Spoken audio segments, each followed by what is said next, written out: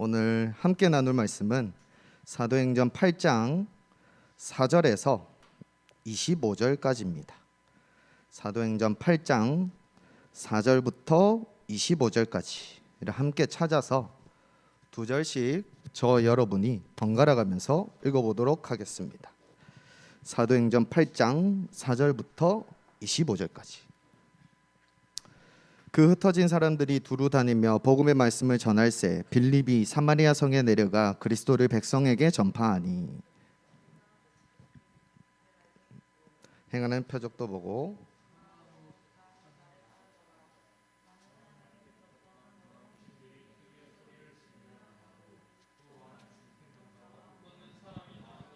그 성에 큰 기쁨이 있더라. 그 성에 시몬이라는 사람이 전부터 있어 마술을 행하여 사마리아 백성을 놀라게 하며 자칭 큰 자라 하니. 읽어주세요.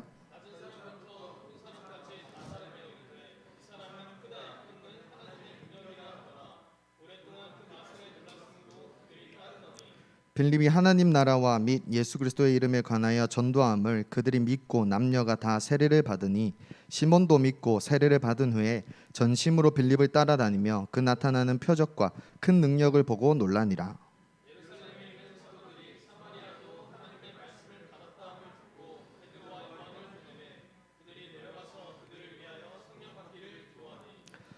이는 아직 한 사람에게도 성령 내리신 일이 없고 오직 주 예수의 이름으로 세례만 받을 뿐이더라. 이에 두 사도가 그들에게 안수하며 성령을 받는지라.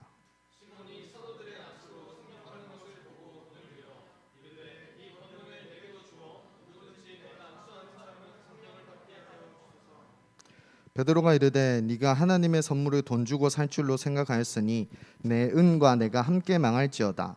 하나님 앞에서 내 마음이 바르지 못하니 이 도에는 내가 관계도 없고 분깃될 것도 없느니라.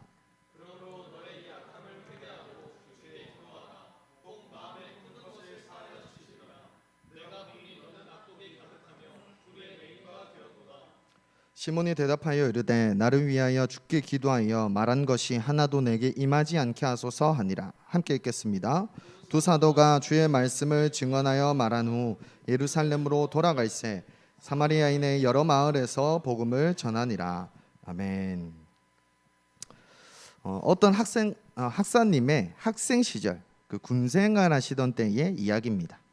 그 학사님은 이제 대학교에 입학하셔서 ESF 생활을 하시면서 1대1과 전도에 큰 열망을 가지셨다고 합니다. 그리고 그 마음을 품은 채로 군입대를 하게 되었습니다. 이병, 일병 이렇게 여러분 쓰면 안 되는 말이지만 짠 시절에는 부대에 적응하느라 또 선임들 눈치 보느라 그냥 군 생활에만 딱 집중하셨다고 합니다. 그리고 이제 우리 군필만 하는 상급 실세가 되고 이제 힘을 발휘할 수 있는 그때가 되었을 때 학사님이 그때부터 1대1을 시작하셨습니다. 1대1 목자님에게 1대1을 받은 게 아니고 지금처럼 뭐 줌으로 받은 게 아니고 부대에 길 교재를 여러 권 들고 가셔가지고 아무 후임이든지 데려다 앉혀놓고 1대1을 해주기 시작한 것입니다. 그리고 주일이 되면 자연스럽게 그 후임들을 데리고 교회에 함께 가셨다고 합니다. 물론 그 후임들의 이 자의가 얼마나 반영됐는지는 잘 모르겠지만 학사님 말로는 그들의 자유의지를 존중해 주었다라고 하십니다. 사실 제가 이 이야기의 결말이 기억이 안 나요. 그래서 그들이 이후에 어떻게 되었는지, 그 후임 양들이 과연 어떻게 변화되었는지는 잘 모르겠습니다. 근데 다만 확실한 것은 그 학사님만 그러셨던 것은 아니고 저희 선배 목자님들, 적지 않은 다른 학사님들께서도 군대에서 1대1과 전도를 하셨다는 것은 분명하게 기억납니다. 어쩔 수 없이 떠난 캠퍼스지만 몸은 군대로 옮겨졌지만 그곳에서도 1대1과 전도를 멈추지 않으셨던 것입니다. 캠퍼스 선교가 군선교로 그대로 이어졌던 것입니다. 오늘은 사도행전 8장 4절부터 25절까지를 흩어지더라도 라는 제목으로 함께 나누려 합니다. 저번에 나눴던 것처럼 스데반의 순교 이후 예루살렘 교회를 향한 박해가 더욱 거세졌습니다. 사울이라고 하는 사람은 스데반의 죽음을 마땅하게 여길 뿐더러 이 교회를 잔멸하기 위해서 그리스도인들의 집에까지 들이닥쳐 남녀를 불문하고 끌어다 옥에 가뒀습니다. 그 큰 박해에 예루살렘 교회는 사도들을 제외하고는 다 여러 곳으로 유대와 사마리아 모든 땅으로 뿔뿔이 흩어지게 되었습니다. 그런데 이 박해로 인해 흩어지게 되었음에도 그리스도인들은 그 와중에도 이곳저곳을 두루 다니면서 복음의 말씀을 전합니다. 그 중에서 특히 빌립, 스데반과 함께 교회의 일꾼으로 세워졌던 빌립은 사마리아 성으로 내려가서 예수 그리스도를 백성에게 전파합니다. 이 사마리아라는 지역은 당시 유대로부터 매우 심한 배척과 멸시를 받았습니다. 유대인들은 사마리아 사람이다 이 말을 귀신 들렸다라는 말이랑 동급으로 욕되게 사용했습니다. 사마리아인들은 이 이방인들과 혼혈이었기 때문에 혈통적으로는 불순하다고 여겼고, 또 예루살렘이 아닌 그리심에서 예배를 드렸기 때문에 종교적으로는 열등하다고 여겼습니다. 이방인들과 동일하게 취급을 하고 사마리아인들과는 상종도, 대화도, 대면도 하지 않았습니다. 물론 사마리아도 이런 유대를 거부하고 거절하기는 마찬가지였습니다. 그런데 이 사마리아가 오늘 본문을 보니까 마술에 빠져 있기도 했습니다. 다 같이 사도행전 8장 9절에서 11절까지를 함께 읽어보겠습니다. 9절에서 11절입니다. 시작.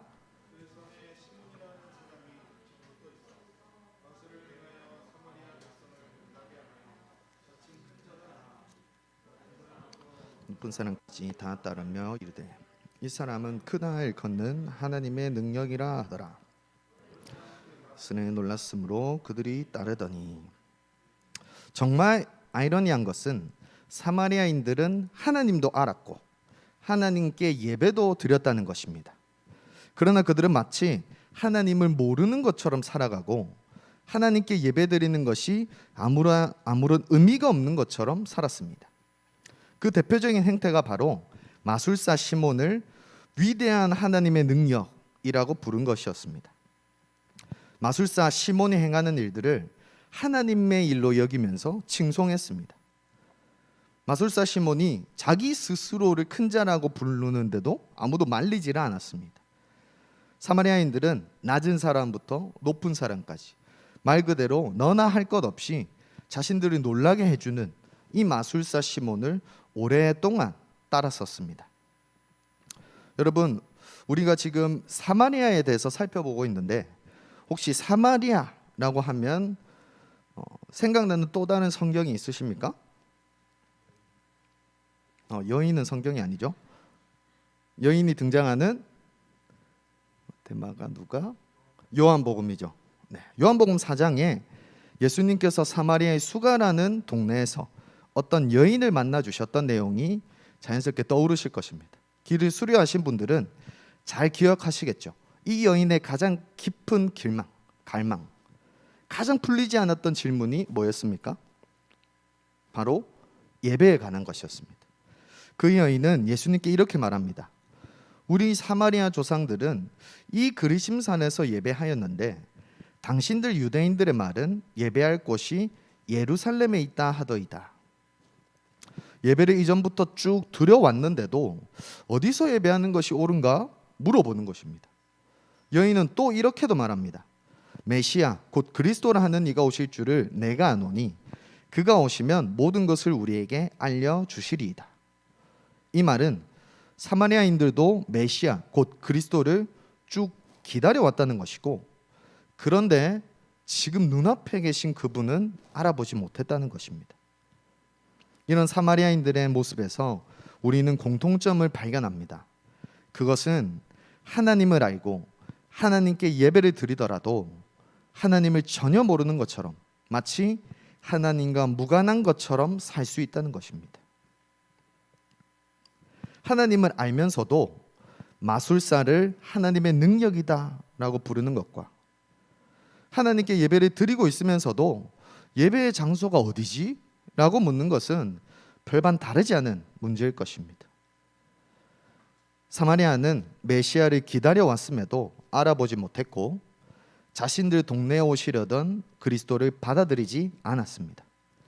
사마리아에 하나님이라는 이름은 있었을지 몰라도, 그 이름을 예배하는 행인이 있었을지 몰라도 정작 하나님은 계시지 않았던 것입니다. 더 정확하게 얘기하면 그들이 하나님을 받아들이지 않았던 것입니다. 그러나 여러분, 우리가 과연 이 사마리아인들과 다르다고 말할 수 있겠습니까? 유대인들은 이렇게 말합니다. 우리는 혈통적으로 순수하고 종교적으로는 월등하기에 사마리아인들과는 전혀 다르다. 근데 도대체 무엇이 다릅니까? 하나님과 그분께 드리는 예배를 왜곡하고 하나님이 보내신 그리스도를 거절한 것은 전혀 다를 바 없었습니다. 우리도 똑같지 않습니까? 우리도 하나님의 이름은 알지만 하나님께 예배를 지금도 드리고는 있지만 사실 하나님과 그분의 뜻과는 무관하게 살고 있지 않습니까? 매우 민감한 얘기지만 오늘 본문에서 부각되고 있기 때문에 제가 감히 언급해 보려고 합니다. 여러분, 우리는 도대체 무엇을 하나님의 능력이라고 부르고 있습니까? 우리는 도대체 무엇을 예배라고 부르고 있습니까? 우리가 만약 가정 형편이 나아지고 취업이 보장되고 자신의 능력이나 지혜를 사람들로 인정받는 것이 하나님의 능력이라고 여긴다면 우리도 사마리아와 다를 바가 없을 것입니다. 우리가 만약 예배의 자리에 앉아 있기만 하는 것이나 예배에서 맡은 일이 있다는 것에 안도하고 있거나 지역교회나 선교단체에 소속되어 있는 것만을 우리의 예배라고 여긴다면 우리도 그들과 똑같은 것입니다. 하나님의 능력은 여러분, 하나님과 유관하게 사는 것입니다. 예배라는 것은 하나님과의 전생에 걸친 교제이고 동행입니다. 하나님의 이름을 알면서도 하나님의 뜻과 계획은 모르고 하나님께 예배드린다고 하면서도 하나님이 뜻하신 기도, 감사, 기쁨 없이 하나님이 주신 찬양과 말씀을 누리지 못한다면 어쩌면 우리도 하나님과 무관한 것일지도 모릅니다. 그런데 여러분도 잘 아시겠지만 가장 편한 게 무엇입니까? 나는 하나님을 아니까, 나는 예배를 드리니까, 나는 어디에 소속되어 있으니까 괜찮아 라고 여기는 것입니다. 해오던 대로 하는 것, 거기서 안락을 느끼면 됩니다. 그러나 안타깝게도 그것은 하나님의 뜻도 아니고 하나님의 계획도 아닙니다. 모르면 알아야 합니다. 잘못하고 있으면 바르게 고쳐야 합니다. 하나님의 뜻과 계획이 무엇인지 말씀으로 배워야 하고 바른 예배를 드리기 위해 이 안락한 자리를 걷어차야 됩니다. 편한 그대로 두면 거기서 끝입니다. 사실 편한 자리는 우리를 걷고 막 뛰게 만드는 게 아니고 누워서 잠이 들게 만듭니다. 하나님 말씀이 어렵더라도 귀 기울이는 것, 마음과 정성을 다하는 예배가 잘 안 되더라도 몸부림치는 것, 몸이나 영이나 깨어있는 그것이 하나님과 유관한 삶일 것입니다. 다음으로 다 같이 8장 12절부터 13절까지를 함께 읽어보겠습니다. 12절부터 13절입니다. 시작. 빌립이 하나님 나라와 및 예수 그리스도의 이름에 관하여 전도함을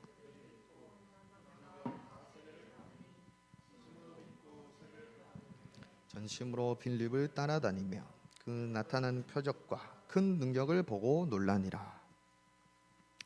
마술사 시몬이 원래 인기를 끌던 사마리아에 갑자기 빌립이라는 그리스도인이 등장해서 이 판을 와장창 깹니다. 빌립이 하나님 나라와 예수님의 이름을 전도하니까 사마리아 사람들이 그것을 믿고 세례를 받았습니다. 근데 참 웃기게도 이 틈에 마술사 시몬이 끼어 있었습니다. 위대한 하나님의 능력이라고 불리면서 자기 스스로를 큰 자다라고 자랑하던 마술사 시몬이 이제는 누구를 따라다니냐면 빌립을 따라다닌 것입니다. 이 사람이 빌립을 통해 나타나는 그 표적과 큰 능력을 보면서 놀랍니다. 이 당시의 마술은 지금과는 많이 달랐습니다. 요즘은 뭐 최현우 씨, 이은결 씨 있죠.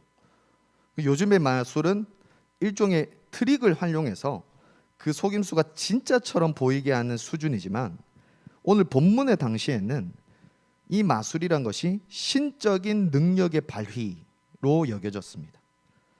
남들이 모르는 이 비밀스러운 기술, 효과를 사용해서 무엇을 목적으로 하냐면, 나는 인간으로 해낼 수 없는 초자연적인 능력을 가지고 있어 라고 믿게 하는 것이에요. 더 나아가서 마술사 자신이 내가 신이다 라고 믿게 만드는 것에 목적이 있었습니다. 그것뿐이 아니고 뭐 복을 기원한다든지, 누구를 저주한다든지, 자기가 믿는 악마를 숭배한다든지 여러 종류와 여러 방법으로 이 마술을 행해 왔었습니다. 지금 시몬이 빌립을 전심으로 따라다니면서 우와 하고 놀라고 있던 그때에 예루살렘에 있던 사도들이 사마리아도 하나님의 말씀을 받았다라는 소식을 듣게 됩니다. 그런데 이 사마리아는 아직까지 그 누구에게도 성령이 내리신 일이 없었고 오직 예수님 이름으로 세례만 받았을 뿐이었습니다. 그래서 예루살렘 교회는 아마도 사도들을 주축으로 한 이 리더들은 이 베드로와 요한을 보내서 그들이 성령 받게 하자, 그들이 성령을 받을 수 있도록 기도하게 하자 결정했던 것 같습니다. 그래서 두 사도가 내려옵니다. 사마리아 성도들에게 손을 얹어서 기도합니다. 그때에 성령이 임하셨습니다. 근데 그때 또 마술사 시몬이 등장합니다.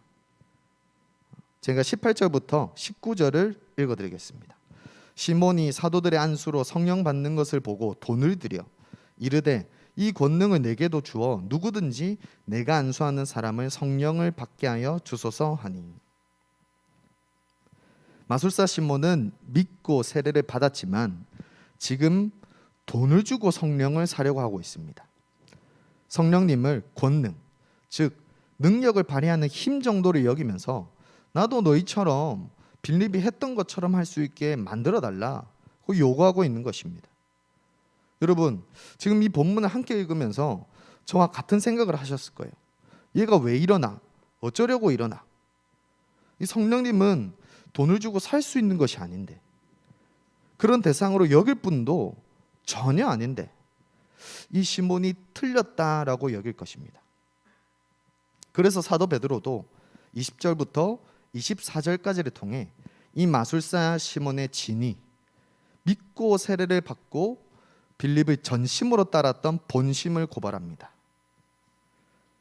그 본심은 바로 악독과 불의를 가졌다는 것입니다. 이전에 자신이 행하던 마술처럼 돈을 주고 사서 자신을 위해 쓸 수 있다고 성령님을 그렇게 여긴 것입니다. 하나님의 선물로 임하시는 성령님을 돈 주고 살려고 했으니까 당연히 그의 마음이 하나님 앞에서 바르지 못했을 것입니다. 이 사람은 이제 예수 그리스도의 도와는 관계도 없고 분깃도 없을 수밖에 없었습니다. 또 이 마술사 시몬이 얼마나 기복적이고 인본주의적인지, 다시 말해서 얼마나 복만 바라고 자신만 생각하는지도 드러납니다. 사도 베드로가 너의 악함을 사함받기 위해 회개하고 기도하라고 권면했는데 어떻게 말합니까? 베드로에게 오히려 나를 위해 기도해 주십시오, 이 말한 것이 내게 임하지 않게 나 대신 기도해 주십시오 라고 부탁을 합니다. 이 베드로의 말이 자기에게 이루어지는 것은 너무 두려운데 자기 자신이 직접 하나님께 회개하고 기도할 마음은 없는 것입니다. 여러분, 우리는 무엇을 위해 성령님의 임하심을 간구합니까? 아니, 우리는 성령님을 어떻게 대하고 있습니까? 성령님은 하나님께서 선물로 주시는 보혜사 하나님이십니다. 성령 하나님은 성부의 뜻을 따라 성자를 알게 하시는 진리의 영, 그리스도의 영이십니다. 그분은 우리가 신뢰하며 의지하며 따라야 하는 주 하나님이십니다. 그러나 우리는 때로 이 성령님을 어떻게 여기느냐? 무슨 에너지원처럼, 마치 물레방아를 돌릴 수 있는 물처럼, 바람개비를 돌아가게 만드는 바람처럼 여길 때가 많습니다. 성경에서 성령님을 물과 바람에 비유하는 것은 사실이지만 그것은 단지 성령님께서 어떤 일을 어떻게 하실지를 빗대어 표현한 것에 불과합니다. 성령님은 우리가 큐티할 수 있는 에너지원이 아닙니다. 성령님은 우리가 기도할 수 있게 만드는 어떤 다른 힘이 아닙니다. 여러분, 성령님은 우리가 이런 신앙생활을 하는 이유입니다. 우리가 경건을 사모하는 그 근거입니다. 우리는 성령님께 순종하려고 큐티를 하는 것이고, 우리는 성령님과 대화하려고 기도를 하는 것입니다. 여러분, 우리는 성령을 받으려고 신앙생활을 해서도 안 되고, 경건해지기 위해 성령님을 바라서도 안 됩니다. 사실은 성령이 임하셨기 때문에 우리가 신앙생활을 할 수 있는 것이고, 성령님이 바라게 하시니까 우리가 경건을 위해 애쓰고 있는 것입니다. 저의 말이 종이 한 장 차이로 들릴 수도 있겠습니다. 이렇게 물어볼 수도 있죠. 아니, 그러면 결국 큐티랑 기도, 이 신앙생활은 성령님이 임하셔야만 할 수 있는 거 아닙니까? 성령님이 임하셔야 우리가 믿을 수 있고 믿음으로 살 수 있는 것 아닙니까? 여기서 가장 중요한 것은 왜 신앙생활을 해야 하냐는 것입니다. 왜 믿음으로 살아가야 하냐는 것입니다. 아까 말씀드렸던 것처럼 우리는 평생에 하나님과 교제하고 동행하는 이들입니다. 그것은 하나님 말씀대로 살아가는 것, 말 그대로 하나님 안에서의 우리 삶을 뜻합니다. 만약에 신앙생활과 경건을 위해 성령님이 필요한 것이라면 그것은 성령 하나님을 필요로 하는 것이 아니고 성령님의 능력을 원하는 것입니다. 돈을 주고 그 권능을 사는 것입니다. 기도와 간구를 드릴 테니까 나에게 신앙생활과 경건을 주십시오 하는 것입니다. 그러나 그리스도인들은 성령님과 함께 걷고 성령님을 통해 사는 사람입니다. 주어가 바뀌는 삶입니다. 우리의 삶의 주인이 바뀌는 것입니다. 우리가 이 중요한 사실을 망각해선 안 될 것입니다. 다 같이 5절에서 8절까지를 함께 읽어보겠습니다. 잠이 올 수도 있으니까 크게 한번 읽어보겠습니다. 시작. 빌립이 사마리아 성에 내려가 그리스도를 백성에게 전파하니 우리가 빌립의 말도 듣고 행하는 표적도 듣고 한 마음으로 그가 하는 말을 따르더라. 많은 사람에게 붙었던 더러운 귀신들이 크게 소리를 지르며 나가고 또 많은 중풍병자와 못 걷는 사람이 나으니 그 성에 큰 기쁨이 있더라. 사마리아는 어땠습니까? 하나님을 알지만 하나님께 예배를 드렸지만 하나님과는 무관하게 살았습니다. 잘 몰랐습니다. 그런데 이곳에 빌립이 도착을 합니다. 박해를 피해서 사마리아로 떠나온 빌립이 그곳에서 그리스도를 전합니다. 또 이전에 스데반처럼 사도들과 같은 표적과 능력을 행해서 보여줍니다. 더러운 귀신이 떠나가고 많은 환자들이 치유를 받습니다. 사마리아 사람들이 빌립의 말을 듣고 행하는 표적을 보고 그가 하는 말을 따릅니다. 빌립이 전한 하나님 나라와 예수 그리스도의 이름을 그들이 믿고 세례를 받습니다. 예루살렘 교회에서도 사마리아가 하나님의 말씀을 받았다는 소식에 그들을 위해 베드로와 요한 두 사도를 보냅니다. 두 사도를 통해 이 사마리아의 성도들이 성령님의 이 임하심을 체험할 수 있도록, 겪을 수 있도록 기도하게 합니다. 그것으로 끝이 아니고 두 사도는 사마리아 성도들에게 주의 말씀을 증언하여 말한 후 예루살렘으로 돌아가는 길에도 사마리아 여러 마을에서 복음을 전합니다. 오늘 본문의 25절입니다. 두 사도가 주의 말씀을 증언하여 말한 후 예루살렘으로 돌아갈새 사마리아인의 여러 마을에서 복음을 전하니라. 사실 이 내용들은 제가 지금까지 나눈 내용들입니다. 사마리아인들과 마술사 시몬에 대해서 나누면서 이미 살펴보았습니다. 그렇다면 여러분, 빌립은 왜 사마리아로 간 것입니까? 예루살렘 교회는 왜 두 사도를 사마리아로 보낸 것입니까?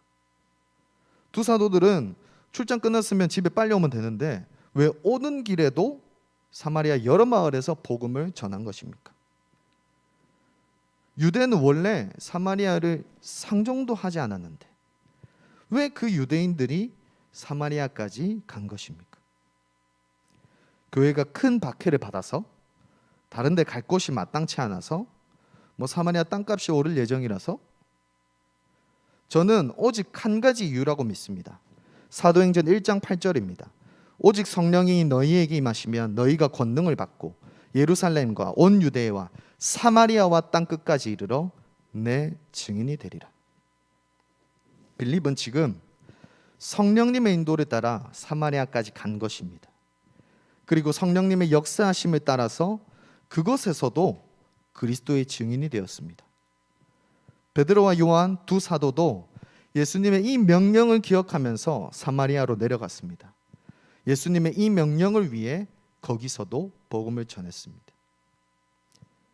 예루살렘만이 아니고 사마리아도 복음이 전해져야 할 곳이었습니다.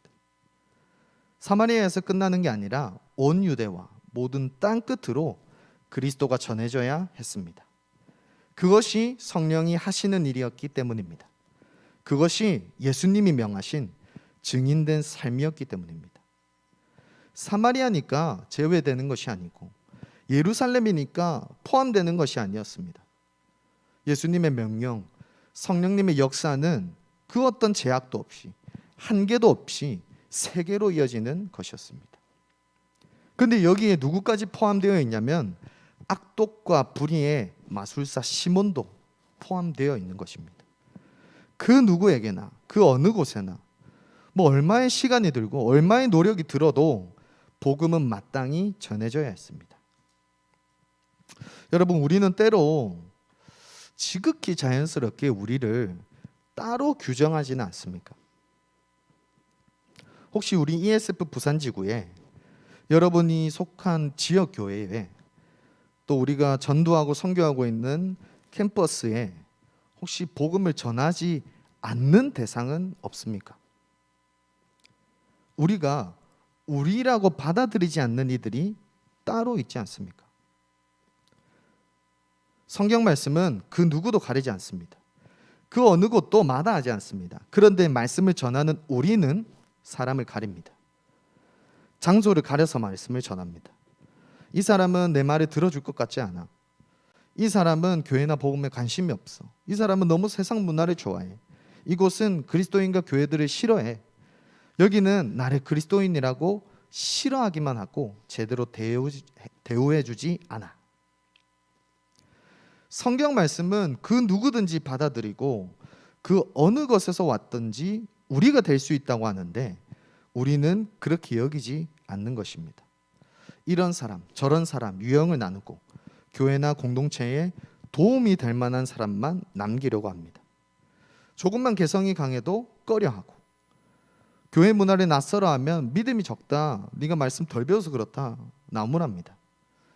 마치 우리가 될 수 있는 사람은 이미 정해져 있는 것처럼 우리가 될 수 없다고 여기는 이들을 막는 것입니다.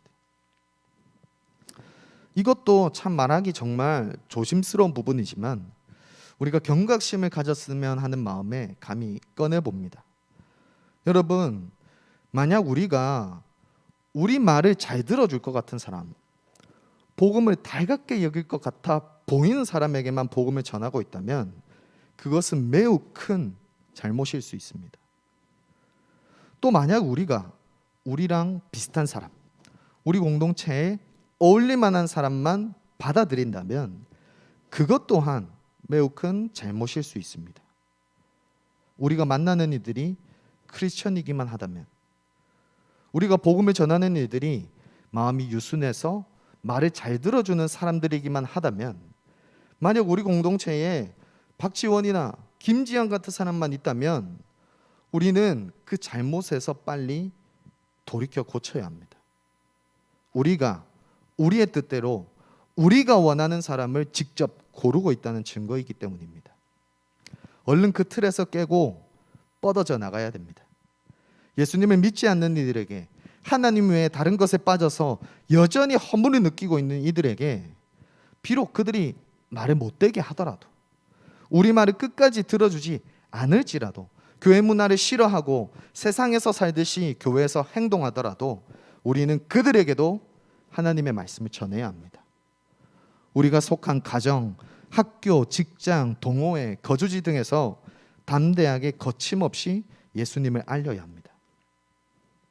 이것은 교회가 박해를 받는 시대여도 달라지지 않습니다. 우리 몸이 다른 지역으로 가게 되더라도 달라지지 않습니다. 사용하는 언어나 이루는 문화의 차이에도 전혀 달라지지 않습니다. 예루살렘과 사마리아와 온 유대와 땅 끝까지 이르러 유대인에게나 헬라인에게나 어디서든지 누구에게든지 복음을 전해야 합니다. 이것이 예수님의 명령이고 이것이 성령님이 이끌어 가시는 역사이기 때문입니다. 마무리하고자 합니다. 빌립의 사역은 8장 25절에서 끝나지 않습니다. 26절에서 40절까지 빌립은 주의 사자의 명령을 쫓아서 광야길, 그 척박한 땅에서 에디오피아인을 만나게 되고 그에게 복음을 전하며 물로 세례를 줍니다. 근데 그것도 끝이 아니고 아소도라는 곳에 나타나 다른 여러 성에서도 복음을 전하고 가이사랴까지 갑니다. 그리고 9장에서는 여러분 잘 아시는 사울이라는 인물의 회심이 이어집니다. 그 사울은 사도 바울로서 훗날 이방인을 위한 사도로 살아갑니다. 또 10장에서는 고넬료라고 하는 이방인이 사도 베드로를 통해 복음과 세례와 성령을 받습니다.